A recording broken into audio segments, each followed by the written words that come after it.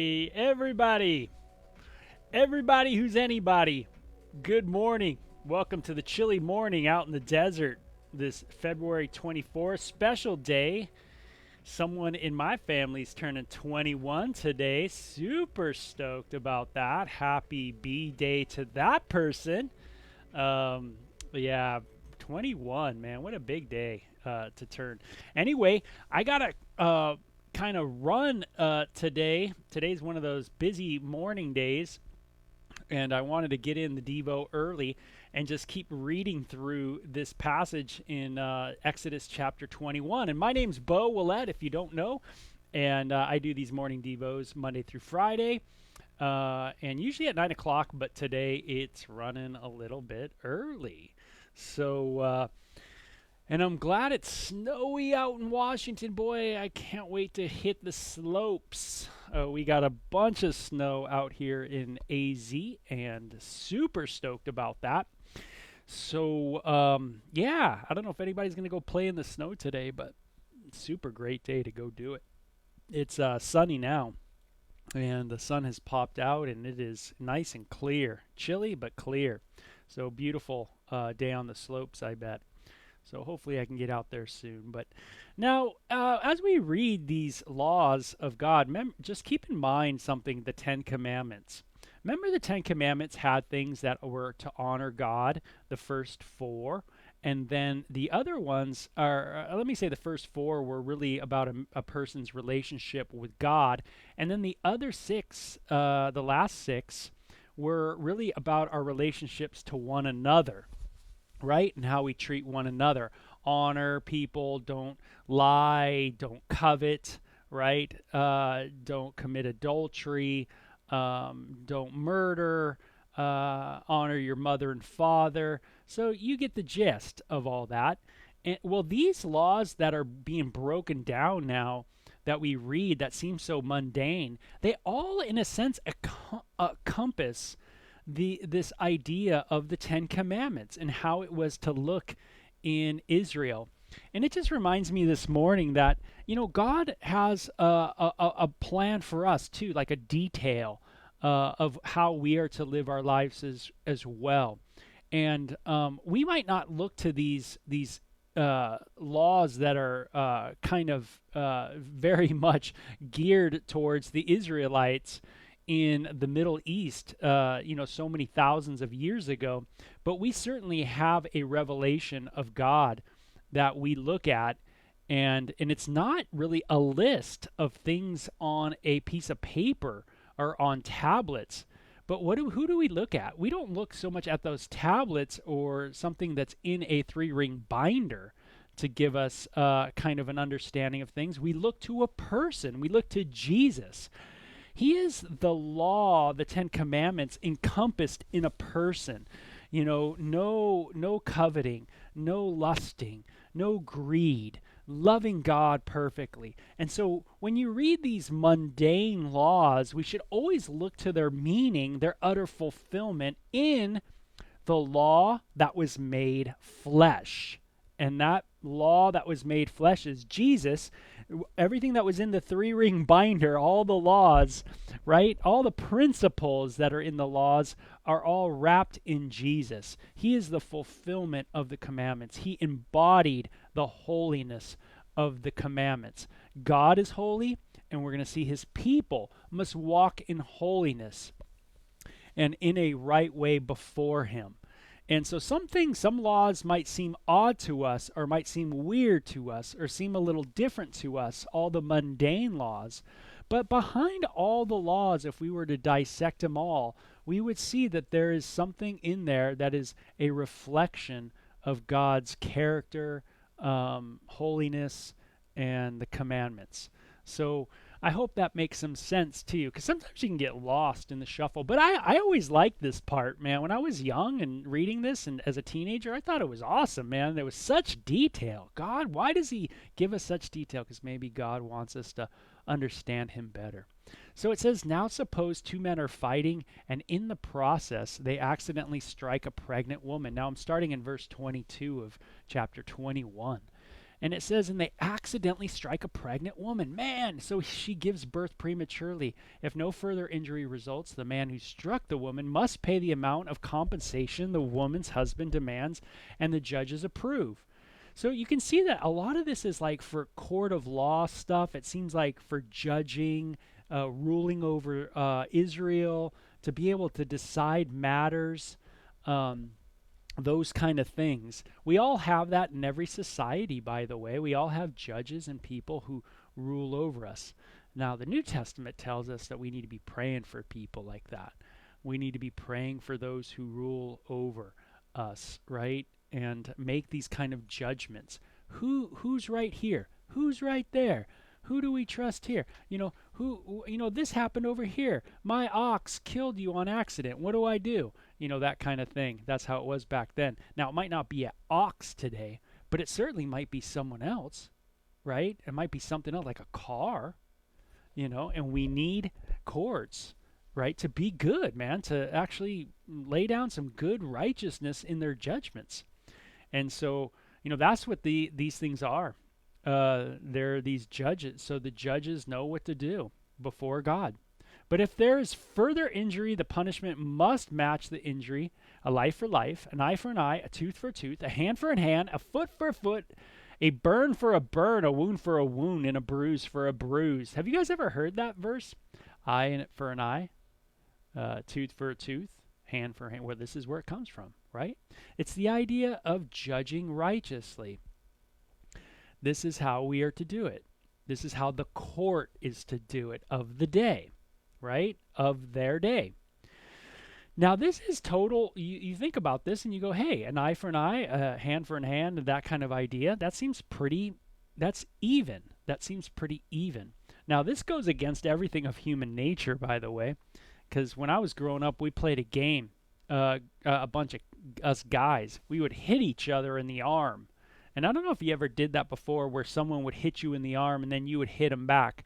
But you never would hit them back at the same level that they hit you. You tend to hit them a little heavy, a little harder, right? So someone offends you, you get back at them even more.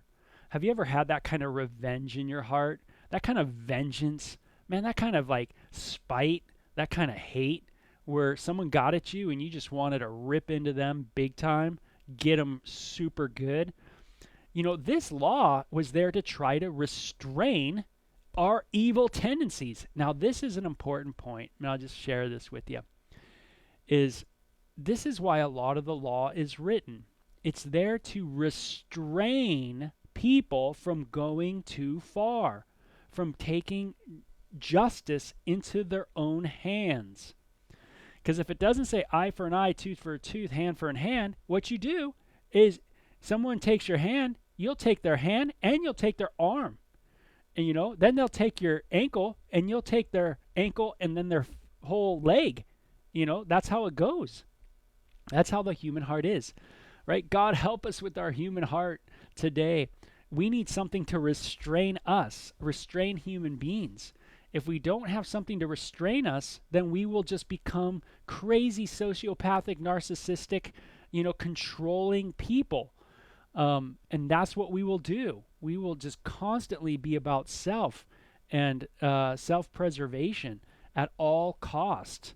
And we will harm people. We will have hatred. We need something to restrain us. Now, this is what the good news does, the gospel. The gospel is a restraining work in our heart. What I mean is Jesus is a restraining work in our heart. When we come to Jesus, we realize how much we've been forgiven. And when we realize how much we've been forgiven, then it gives us a heart to want to forgive other people. So we start developing a heart of forgiveness for people. So when someone does hurt us, now we can look at them and go, man, you know what? God has been so forgiving to me, so merciful to me. I do not deserve the mercy at all. So now what do? I go to those that are around me, and though they might offend, I now forgive them too, just as I know I have been forgiven by God. So you can see how the gospel becomes a restrainer to the human heart. And if the gospel is not going to restrain people's hearts, if people aren't going to submit to the gospel and that message, then what is going to restrain them? Force? You're going to, a government force you to be restrained. How good does that work, right? The reason why we have laws in our county, in our city, is it proves that human beings need a restrainer. We need something that restrains us and holds us back from our evil. If we don't, we will just go nuts, right? We'll go crazy. That's right. Hey, Tina, good morning. So that's why it says eye for an eye, tooth for a tooth. And if a man hits his male or female slave in the eye and the eye is blinded, he must then let the slave go free. Compensate him for the eye. And if a man, hey, am I open to compensating people today? Am I open? Am I open to make reconciliation or to make restitution for people? Is that a good thing in my heart? Am I ready for that? And if a man knocks out the tooth of his male or female slave, he must let the slave go free and compensate for the tooth. Am I willing, ready to make, restitution? Hey, this is where I messed up. Can I fix that? This is where I hurt you. Can I, show you that? Hey, I messed up. I'm sorry. That kind of idea. Am I ready to make restitution? Am I ready to come to someone and say, hey, you know what? I did an error, and I need your forgiveness for that. I'm going to pay restitution. Am I going to put my money where my mouth is? That kind of thing. You've heard that before. So it says, if an ox gores a man or a woman to death, the ox must be stoned, and its flesh may not be eaten. Bad ox. If such is the case, however, the owner will not be held liable. But suppose an ox had a reputation for goring, and the owner had big negligence, right? Failed to keep it under control. Your dog, right? How many dog lovers out there? Yeah, a lot of dog lovers out there, right? Love dogs. Well, hey, guess what? You got a dog who's got a reputation for being a little mad, a little angry, a little barky, that kind of thing, a little snappy. Well, if you fail to keep that doggy under control and that dog kills someone, it must be put to death, right? And the owner must also be put to death. Ho ho! Whoa, talk about responsibility. Man, when you're hanging out with God, dude, you got to realize that you have a responsibility to do the right thing. You have to think of others. You can't just be thinking about, oh, this is my dog. I love my dog so much. No, you got to think of your neighbors. You got to think of, hey, is my dog a vicious dog? How's my dog going to react to the neighbor? And it's so much on the heart of the owners, right? This issue of how your dog, in this case, your ox is, that that your life is on the line. I mean, think of that. You take your animal to the park, your life is on the line. If your animal gets out of control, it is on you, right? You need to take care of your property. And you have to be wise about it. God, help me to be wise this morning. Help me to be wise in the way that I steward what I have. Help me think of others and how what I have, let me think of it in relationship to my neighbors, right? Yeah, let me think about my neighbors now. Wow, does that sound like a New Testament thing? Love your neighbor, kind of thing? Yeah. So, and it says the same regulation applies if the ox gorges a boy or a girl, small kid, right?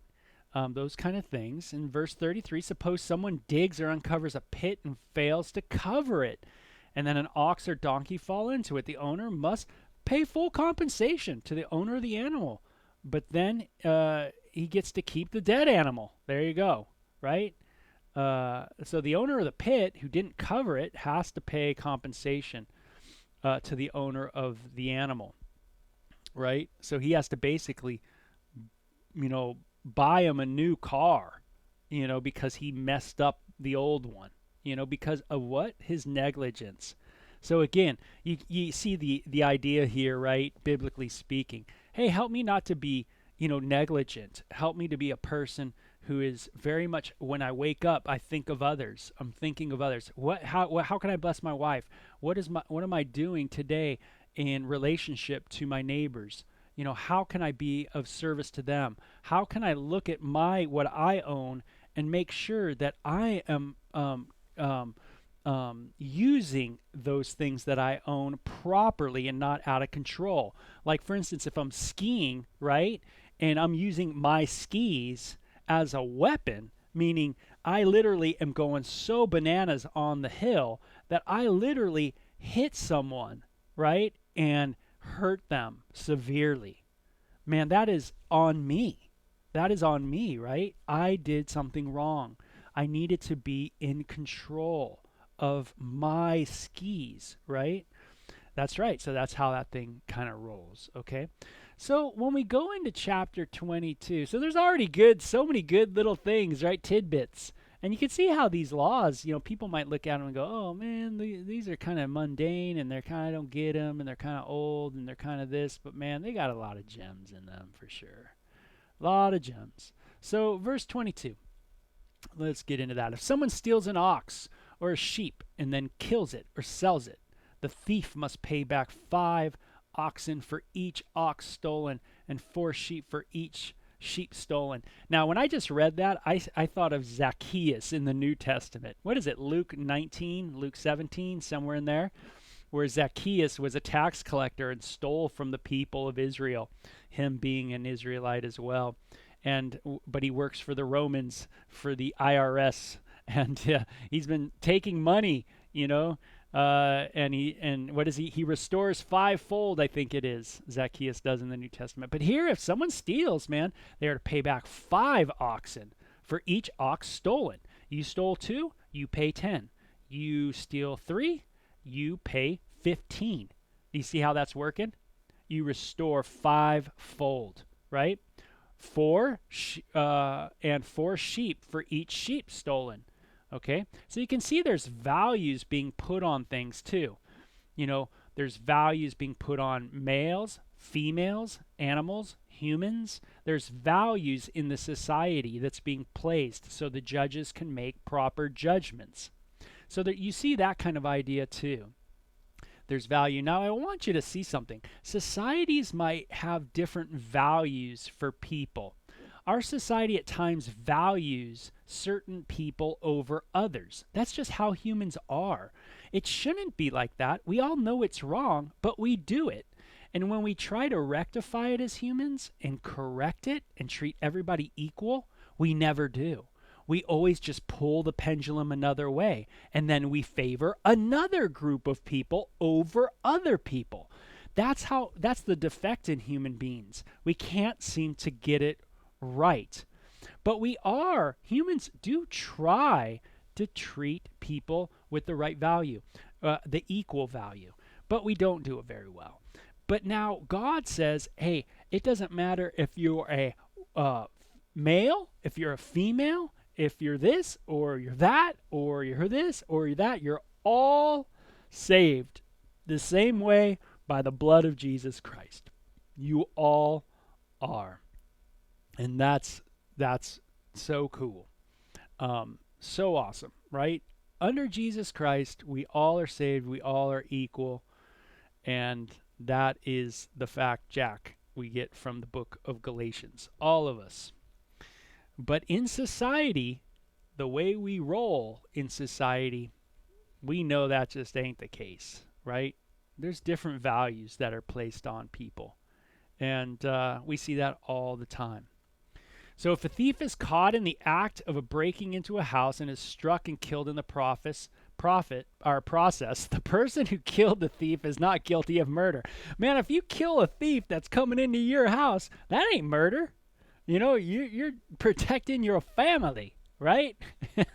I mean, that's kind of how that is. But if it happens in daylight, the one who killed the thief is guilty of murder. Isn't that funny? Meaning, if you know the thief, if you see the thief and you see him and you outright chase him down and go after him in the daytime, you're going after him, and that's murder. So it's interesting. Daylight, nighttime, The judges are to judge between these things in Israel. They're to look at these things, weigh it out.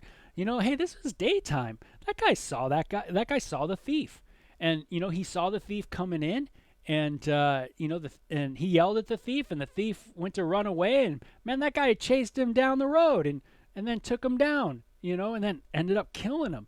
Then he's guilty of murder, right? Woo, right? But at nighttime, if a thief is caught in the act of breaking in, struck, and killed in the process, it seems like, gosh, then, hey, if he's in the house and you don't know what's going on and you grab, your hockey stick and you swing that hockey stick and bang, you hit him and he dies, hey, that ain't murder. So, again, the judges are to judge here. The thief who is caught must pay in full. By the way, Jesus said, I'm coming like a what? Like, what did Jesus say? I'm going to come back and it's going to be like a thief in the night. Ooh, super cool, right? A thief that is caught must pay in full for everything he stole. He cannot pay. He must be sold as a slave to pay his theft. See, that's what that slavery's like. It doesn't mean slave as in what we think of slavery. It's saying, hey, you know what? You can't pay your debt, then you work for this people. You're part of them. Now you're under them, under that person. If someone steals an ox or a donkey, a sheep, and is found in the thief's possession, then the thief must pay double for the value of the stolen animal. Man, that's wild, because if you stole an ox, you had to pay 5 times. So now you had to pay 10 times. So you steal one ox, now you got to pay 10. If you're found to steal one sheep, you got to pay 8. So you can see how this is getting wild, right? The judges are to judge. And I love this, man. Can you believe the Bible was so detailed, man? I mean, this is thousands of years ago, super detailed. If an animal is grazing in a field or a vineyard, and the owner lets it stray into someone else's field to graze, then the animal owner must pay compensation for the best of his own grain or grapes. Meaning, man, dude, if you're sending your animal to go eat from your neighbor's grain, man, you got to compensate your neighbor because your ox is eating all of his grain. Don't take advantage of your neighbor. Don't take advantage of your neighbor's wealth, right? Just because they're wealthy doesn't mean we are to take advantage of them. Maybe we can covet in that way, right? Take advantage of them. If you are burning thorn bushes and a fire goes out and out of control and spreads into another person's field. When I lived in Hawaii, I remember them burning the sugar canes, destroying the sheaves. Then you need to make restitution, right? You must pay. So it goes over all these.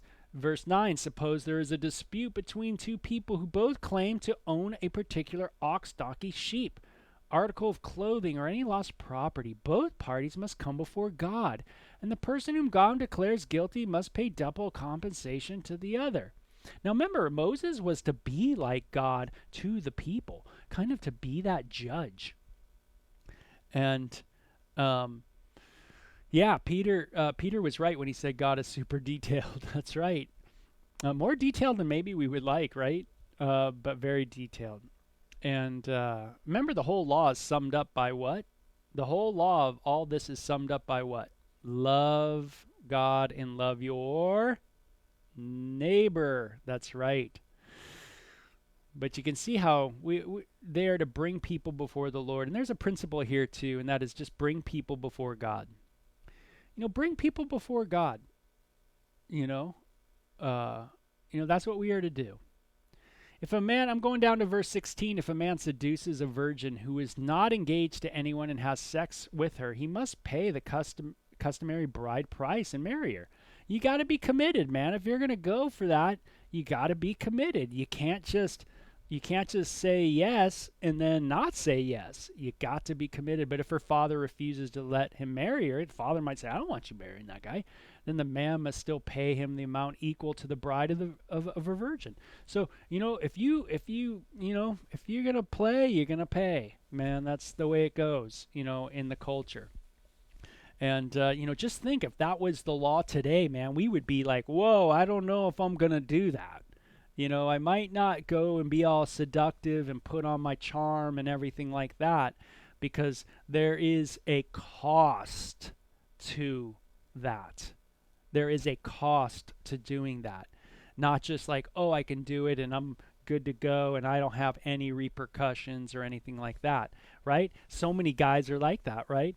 Who goes to the abortion clinic to get an abortion? How many guys do you see walking the girlfriend to go to the abortion clinic?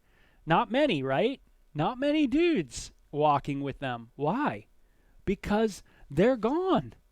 They're gone, right? Who bears the responsibility a lot in our culture? It is the woman, right? Back in that culture, the dude was going to bear a responsibility. So, pretty interesting, right?